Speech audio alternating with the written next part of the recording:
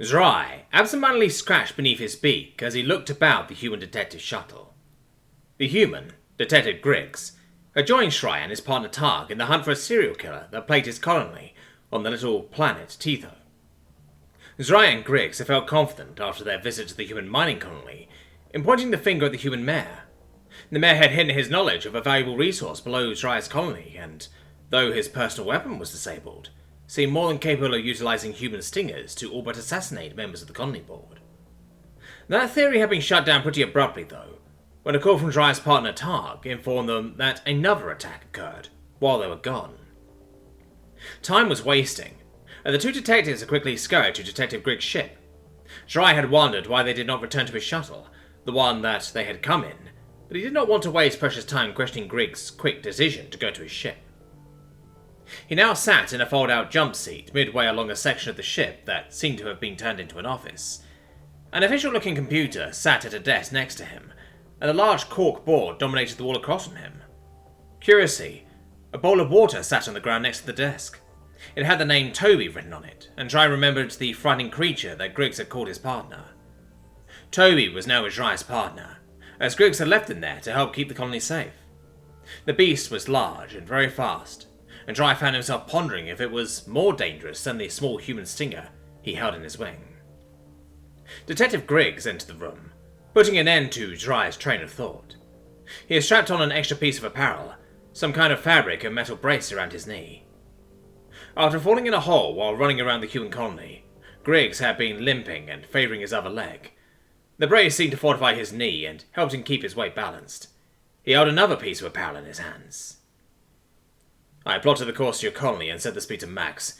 It should only be about 30 minutes to get back. Sorry for leaving your shuttle, but I need to grab some things. We don't have time to go to both shuttles, Griggs explained. Rai nodded. I see you've added a support to your knee. Do humans often augment themselves? Griggs' face pinkened slightly, and he chuckled passionately for a moment. Yeah, that's just a brace. I had an old knee injury and that last fall tweaked it, but that's not what I meant. Griggs held up the other piece of apparel. It was a black fabric that swung open like a hinged piece of wood. Written across the front in white lettering was the word police. It's armour, Griggs explained, as he wrapped it around his chest and secured the open portion at his side. I've got another one, but it's definitely too big for you. You could try carrying it, but if a bullet, a stinger, hits, it'll just hit you. Maybe it would save your life, though. Rai physically stopped himself from scratching beneath his beak as he thought about it. For what he knew of these stingers, it was the speed that was most dangerous. The armour the human offered would barely lower that speed, but it would spread the impact out over a large surface area, which would hopefully prevent the stinger from entering, and, as Rai grimaced, exiting his body. It can't hurt, I'm sure, he said finally. Griggs nodded and handed him his other piece of armour. As the weight shifted to Rai's wings, he was nearly pulled out of his seat. Though it looked like mostly fabric, the armour weighed a good quarter of his own weight, and Rai was confident he wasn't going to be pursuing anyone on foot with this in tow. Hopefully, Griggs' knee wouldn't stop him from chasing down the perpetrator. What did you notice about those drills? Rai asked Griggs. When they were headed towards the mayor's office, they had been stopped by a hole from Charles' drill. Griggs had examined the drill and seemed shocked by something, but they hadn't had time to discuss it yet. They're fast, Griggs said. Looks like they can go up to 90 miles per hour. I'm guessing while they're actually doing the drilling, they probably go about 60. That one had a warning on it not to go above 30 though, so anything faster might set up pop rocks. Pop rocks was the name the humans had given for a naturally occurring substance on this planet that could, if presented with a priming force, cause a decent-sized explosion. Properly contained, pop rocks could also hurl a human stinger straight for a member of the colonization board too. Rai nodded again, putting the pieces together. You think the killer used a drill to get back and forth from our colonies? Right. The old drills were decommissioned, so our killer probably got their hands on one and used it to get back and forth. Not only that, but I think they used it to collect the pop rocks they used to increase their bullet range. Rai consulted his notebook and looked back at what Dr. Rodriguez had said. The hill? Exactly, Griggs confirmed. Pop rocks seem to form under hills, and, if you'll recall, I fell into a dozen holes in that hill. I think our shooter was using the drill to mine out pop rocks from that hill, which left holes behind that I fell in. Not only that, but that must be where they shot from. Griggs shook his head. I didn't see any tracks on top, remember?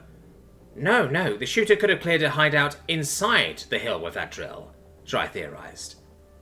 Griggs smacked his head with the palm of his hand. And that would leave no evidence on top of the hill. But I'm still not sure who we're looking for. What have you got? Dry looked at his notebook again. His theories had all been debunked pretty thoroughly. Detective Griggs himself had been a suspect at one point, but he'd been with Dry when the last attack happened. A human named Frank had been known to be less than kind towards members of other species, but he had been hospitalized for the extent of the killing spree. That left the human mayor, but even though they couldn't confirm his whereabouts when the last attack occurred, there was no way he could have made it from their meeting to Dry's colony in the short span of time to commit the attack. I don't know yet, Dry admitted. I do have some info on the attack, though. Victim was Doran, the interim head of the colony board, given the recent attacks. He's a Leraptor, the same species as me, and he was hit while ushering some colonists towards the police station. Apparently he was hit more in the shoulder and neck than the head. He's in critical condition, but he is alive. Have you got a map? Griggs asked. Dry laid his notebook flat and pulled up a map of the colony and surrounding area. A little red dot on the western side of town marked the spot of the last attack. Griggs traced a line from the dot back to the hill. It was unobstructed but far. That would be our killer's farthest shot yet. Even with the extra power from Pop Rocks, that bullet was probably at the very edge of its range and had lost most of its power, Griggs concluded. An alert sounded from the shuttle's autopilot, informing them they would arrive in a few short minutes. What's the game plan? Griggs asked. You're asking me? Dry replied. It's your case, Griggs shrugged. And none of us are going to be running this criminal down on foot, especially if they have a drill that can go like 90 miles per hour. You're right, Dry said, scratching his chin. But maybe we can get him to come to us. I can run into the station and grab the captain's uniform, then head to the crime scene. That should be adequate bait for the attacker to want to take a shot. While I'm getting the uniform, you sneak around the back of the hill and get into position. When the shooter opens up a hole to shoot from, you grab him. Risky, Griggs said, mirroring Dry's chin scratch. You sure you want to use yourself as bait? I'm sure. You and Targ stand a better chance of stopping another human than I do. The shuttle beeped again, and touchdown sequence was initiated. I'll need to get my gun back from Targ, too, the human reminded Dry. The shuttle doors opened, and the thrill ran through Dry's feathers. Though he was an unassuming target now, he couldn't be sure the shooter wasn't still looking at the colony now. His plan would mean nothing if he got shot on the way to getting what he needed. Dry clutched a little tighter at the heavy armor the human had handed him, and hoped the killer was out of stingers. The pair ran out from the shuttle towards the police station. Or, perhaps more accurately, Dry ran. Griggs merely walked as to not outpace him, but he kept his head down, and shoulders shrugged protectively. The station doors opened soundlessly, but the inside of the station was anything but. Worried voices darted back and forth as members of law enforcement and the colony board debated what course of action they could possibly take. They were all silenced, though, at the long growl of a predator by the door. All eyes and other sensory organs pointed to the door, where Toby now stood. Hair on his neck and shoulders stood on end and teeth bared, blocking Dry's path. Dry was slightly shorter than eye level with the beast, giving him a perfect view of the creature's long, jagged teeth, which glistened with saliva. He took a step back and would have fled entirely, had he not collided with Griggs right behind him. Settled, boy. At the command, Toby, Griggs' partner and pet, immediately stopped growling and sat on his haunches. His tail swished back and forth across the ground as he looked up at Griggs. The entire station eased off the walls they had shrunk up against, and breathed a collective sigh of relief. Targ approached the pair, keeping a wide berth between him and the dog. Doran is still in critical condition, but the doctors think he'll come through. They recovered this, too. It was stuck inside him, mostly on one piece, Targ said, as he tipped his hand to pour another human stinger into the fold of Dry's wing. It was a match with the other one they found, though it was slightly more deformed. We're going to try to draw the shooter out, Targ, Dry said. I'll borrow the captain's uniform and head to the north end, where I'll look like a perfect target. You and Griggs head towards the hill. We think he's shooting from inside a burrow there. Targ nodded thoughtfully before speaking. A couple of issues there. One, our killer has spaced out their attacks by several days in the past. We have no reason to believe they're still around looking for a target. Two, making yourself a target sounds like a real bad idea. Three, I really don't want to walk back out to that hill. And four, who is Griggs? Griggs raised his hand politely. Guess we never really traded names, huh? Targ nodded again before addressing Griggs. You like this idea? Griggs shrugged. Not really, but I don't have a better one. Then I have a counteroffer. That killer might not be out there right now, but it can't hurt to check. Dry, you and Griggs check the site, maybe take Toby with you. Targ side-eyed the dog. And see if you can find a burrow. I'll stay here and work in the crime scene. You can make fun of me for being scared of a human with a stinger, but the truth is long walks aren't my thing. If you really think we can bait out the killer, then I suppose I would be the best bait. Griggs said nothing, but took the armor from Dry's wings and passed it to Targ with a nod. Feeling his weight and seeing Griggs similarly equipped, Targ deduced it was armor and began putting it on. His heavier, muscular form was more capable of supporting his weight than Dry's had been. They were still cumbersome and large on him. Griggs nodded again, and then looked at Turby. "Come on, boy," he said, and he turned to the door. "We've got a murderer to catch." Dry and Griggs had retreated to the human shuttle, and Griggs set up the autopilot feature to fly roughly halfway towards the human colony, and then fly back. Dry had hoped it would serve as a distraction for the killer, encouraging them to remain underground, but also to feel confident that the detectives weren't closing in on their trail. The pair hopped off the shuttle as it began to take off and crept sneakily towards the eastern side of town.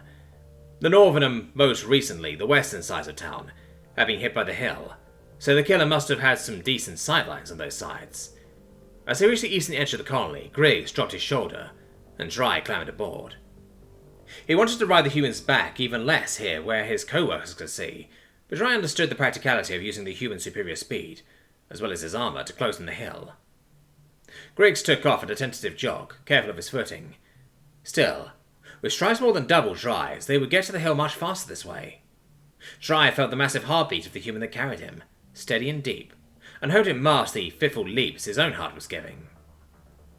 The duo reached the back side of the hill, and Dry noticed deep footsteps placed near rocks and trees leading up the hill. This was where Griggs had ascended last time. There wasn't much reason to try anything new, so Griggs began the climb again, retracing his own steps. They got to the top of the hill, and Griggs lowered his shoulder for Dry to drop off. Now began the worst part, Dry thought, as they had to sit silently on top of this hill and wait for the killer to make an appearance somewhere below them. Dry stood quietly, observing as much of the hill's face as he could when he noticed something he hadn't seen before. It was a small orange fabric hanging listlessly on a stick protruding from the hill. Whatever it certainly wasn't natural. "Griggs," he whispered, as quiet as his beak would allow. Griggs looked over, and Dry pointed to the fabric. Griggs's eyes followed Dry's pointing, and landed on the orange fabric, and Griggs nodded. "What is it?" "Windage flag. Of course. There's never any wind here. They probably would have put it closer to your colony if there was." "Is the killer there?" Dry asked, readying to pounce down the hill after them. "Maybe," Griggs replied. "But we can't be certain. The only thing we're sure of is that the shooter will be able to see that flag from where they shot from." Griggs looked as though he was going to say more, but silenced himself as the hill rumbled ever so slightly.